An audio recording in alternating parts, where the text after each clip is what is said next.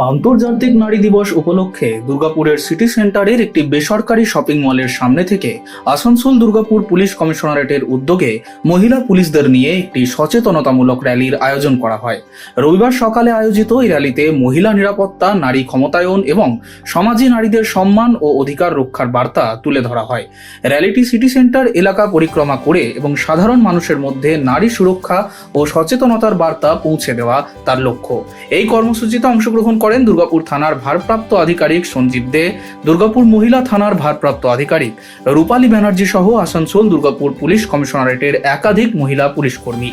নারী দিবস উপলক্ষে এই ধরনের উদ্যোগের সমাজে নারীদের প্রতি সম্মান ও নিরাপত্তা নিশ্চিত করার বার্তা ছড়িয়ে দিতে গুরুত্বপূর্ণ ভূমিকা পালন করবে বলে জানান উপস্থিত মহিলা থানা পুলিশ আধিকারিক রূপালী ব্যানার্জি।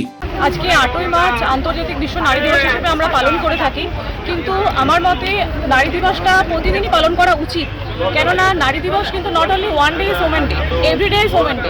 তো সুতরাং নারী কোনো সময় মেয়ে হিসেবে, মা হিসেবে, স্ত্রী হিসেবে, বোন হিসেবে এক একটা চরিত্র পালন করে যাচ্ছে। ভূমিকা সংসারে কিছু না কিছু তো ভূমিকা থাকেই।